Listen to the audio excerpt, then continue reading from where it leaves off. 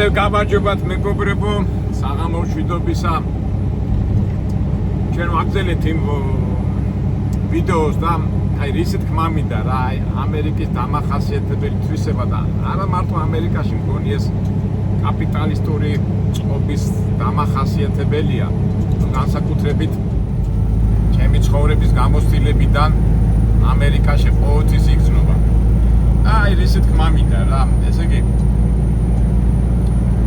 ხშირად მილაპარაკია მეგობრებთან, ამხანაგებთან, რომ ამერიკაში მოშვება არ შეიძლება. როგორც კი მოეშვები, ან რაღაცა შეგემთხევა, ან ფულადი ჯარიმა, ან რაღაცა.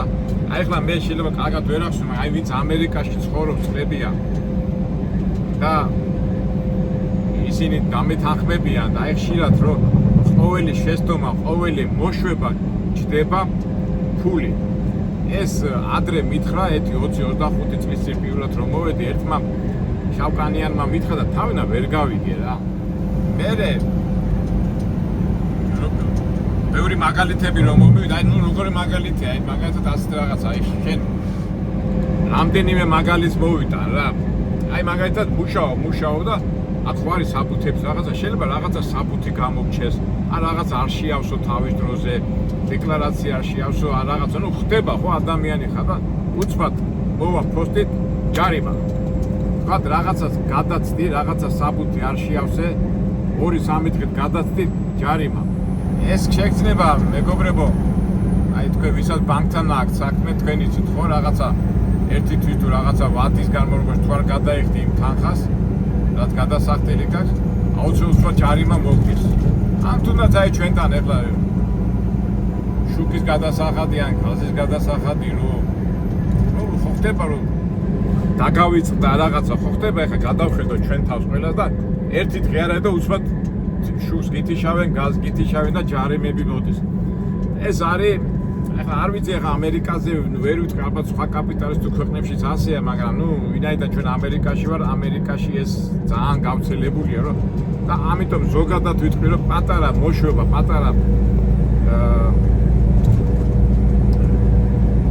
სერელობა უცბად ჯარიმაში ან იმაზე ნერვიულობა ან რაღაცა გიჯდება. ნუ ძირითადად მაინც ეს ყველაფერი თანხებთან არის დაკავშირებული.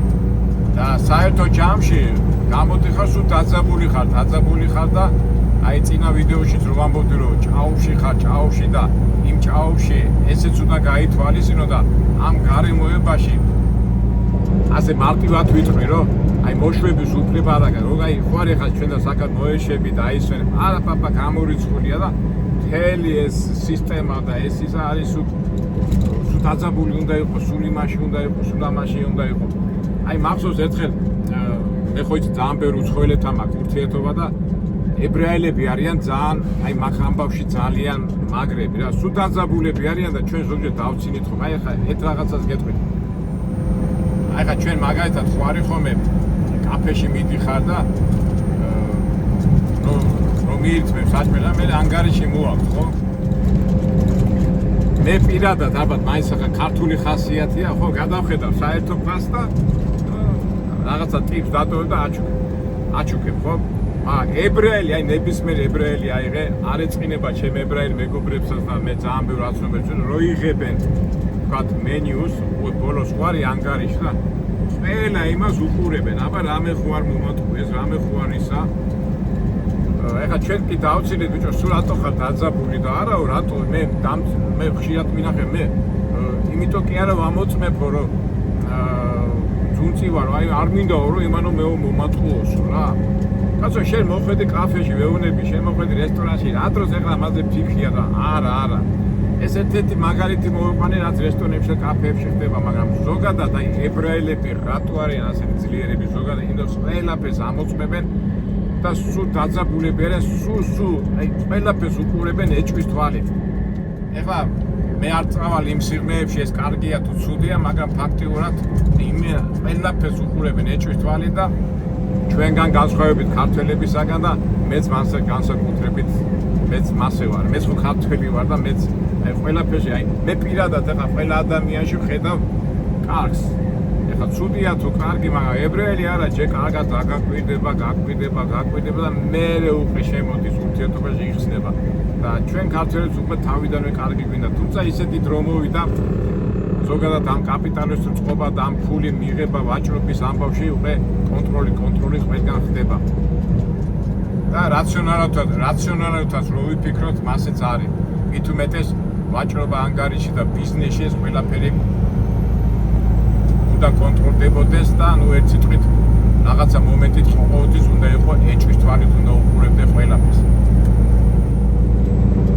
ეს მიღებობა და ეს რაციონალური კომერციული ეკონომიური ურთიერთობა უკვე ცხოვრებაშიც გადადის და ეს ებრაელებს უკვე გადასულა. არა მარტო ებრაელებს, არამედ ყველა გერმანელებიც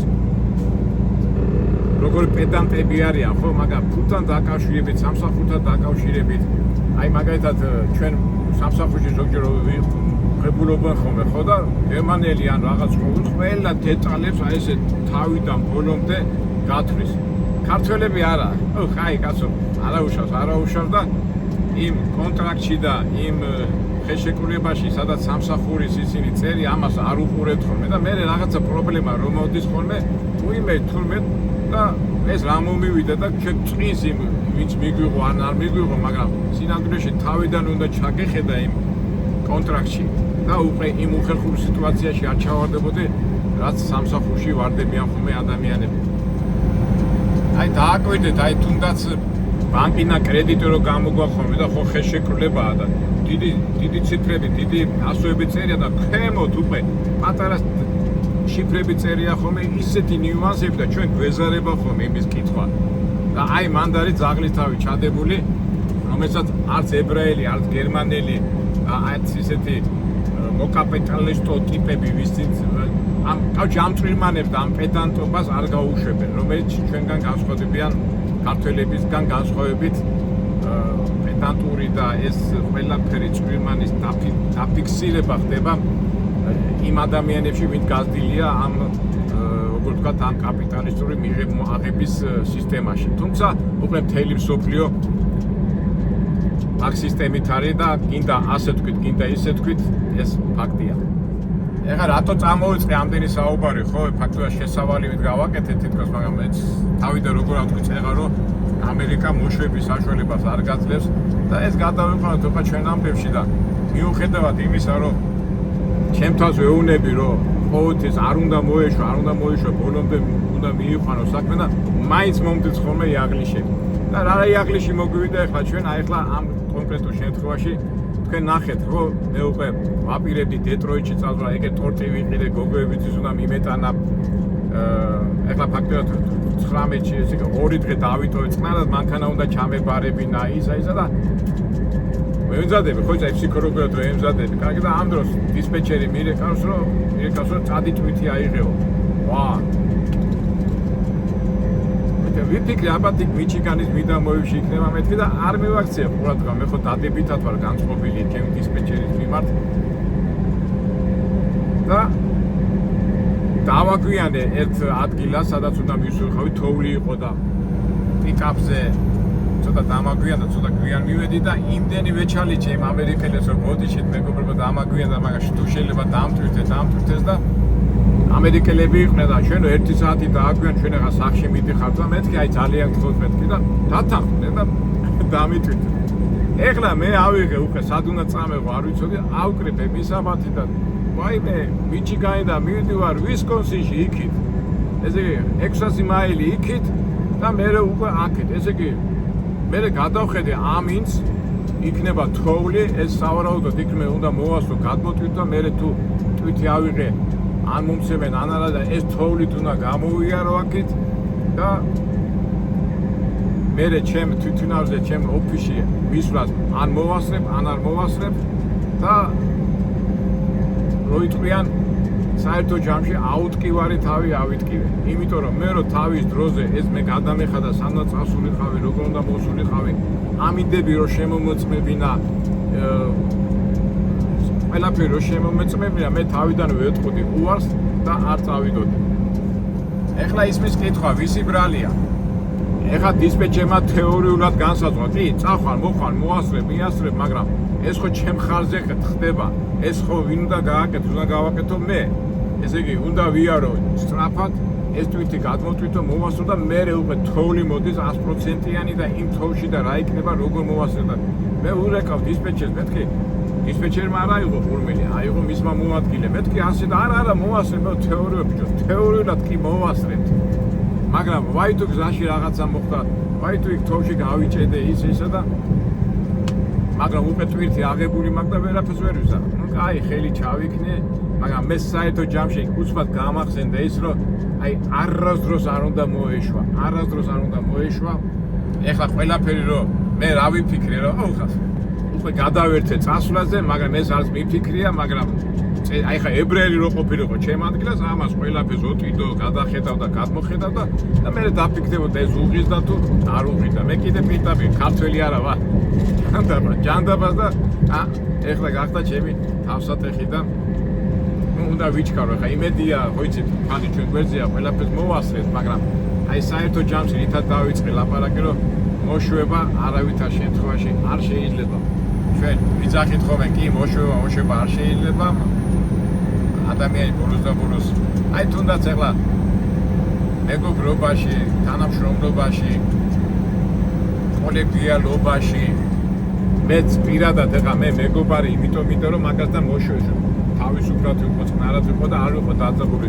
მე მეუღლე, იმიტომ მინდა რომ მაგასთან სახში რომ მოდივარ, შვიდად იყო. მე თანამშრომელი, იმიტომ მინდა კარგი რომ იმასთან არ დავიძაბო, მაგრამ ცხოვრება ისეთი ალბათ ადრეს ასე იყო, ეხლა მე ვერ გეტყვით, ეხლა ბიბლიიდან გამომდინარე ასე ამდენი კომერციული საქმიანობა არ იყო, მაგრამ ამ კომერციულ საქმიანობაში ყოველთვის რაღაცას დოლი ეჭვის თვალით უნდა შეხედო და ეს ეჭვი ხლის. მე პირადად ხლის ხოლმე რა, მაგრამ გინდა არ გინდა უნდა გააკეთო, რომ არ დაზარალდე.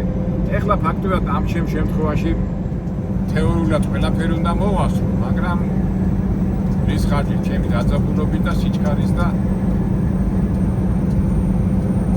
ასე თქვა დაძაბულობის ხარჯზე უნდა გავაკეთო ეს ყველაფერი.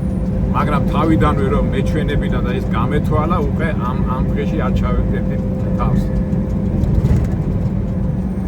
ეხლა მავანი მეტყვის, რა გინდა ფულს ხო აკეთებ. კი, აი მიჩნამდე თვითონ ფულს აკეთებ, მაგრამ ასეთი ფულით რის ხარჯზე, ნერვიულობით და იმის ხარჯზე, იმიტომ რომ ის დისპეჩერი და ის ბროკერი, იმათი ფული ეხლა ეს ასეთი კაცი რატომ უნდა გაუშვან, აქ არის და ამოვიღო და ამოვქაშოთ ყველაფერი იმისგან. ეხლა ეს ასეთი ხედვაც მართლა უარყოფითია, მაგრამ ნუ რა ქნა, საშუალება ჩაუვარდა, შეიძლება თქვა საშუალება ჩაუვარდა, რატო არ იყინებ. მაგრამ საერთო ჯამში მეგობრობა აი ამის თქმა მინდა, რომ ყოველთვის განსაკუთრებით ამ შემთხვევაში როგორც ძღოლი, როგორც ტრაილერი ძღოლი, ასეთ სიტუაციებში და ასეთ კომერციულ ამბებში ყოველთვის მაინც წინასწარ ჯობია გათვალოთ, რომ აი ამ სიჩქარეში და ამ რეალიაში არ ჩაიგდოთ თავი. ეხლა რატო დავდე ეს ვიდეო? თქვენ იცით, რომ ჩვენი არხი იქიდან გამომდინარე, რომ ჩვენ ვცდილობთ, რომ ერთმანეთს დავეხმაროთ და ჩემი მაგალითიდან გამომდინარე ეს ყველაფერი გაჩვენოთ და ყოველთვის ვინც წამოვა ჩემი სტილში, არა მარტო მსხვილობაში, არამედ საერთოდ ამერიკაში, საერთოდ ზოგადად ყოველთვის არ დაიზაროთ, სანამ რაღაცას გააკეთებთ, წინასწარ გათვალეთ და ვარაუდით მაინც იფიქრეთ რა შედეგი მოყვება.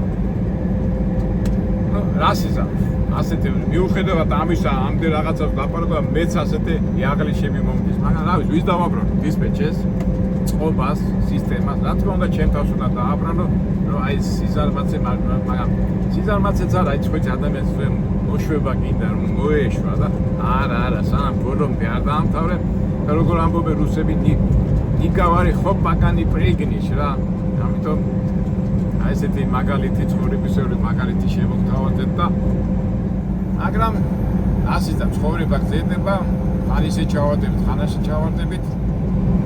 დარწმუნებულია ყველაფერი კარგად იქნება.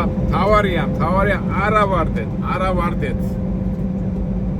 როიტყვიან ჩავყავით ფეხი წყალში და უნდა გადავლახოთ მდინარე. ასეა.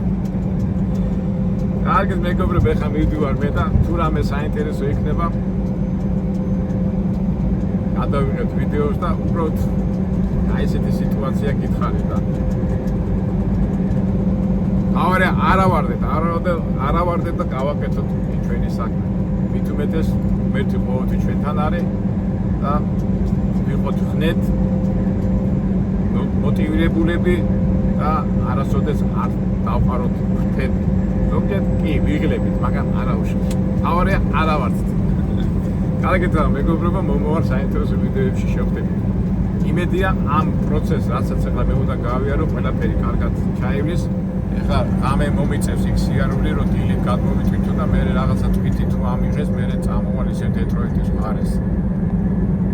და თავარი ამინდი, რა ვიცი, თოვლი უნდა იყოს, ну ნახოთ, რა ვიცი, ახლა ისე გამოდის, რომ წუწუნებ და ვტირი ვარ, მაგრამ არაფერი, ჩვენ ვაჩვენებთ იმას, რაც არის.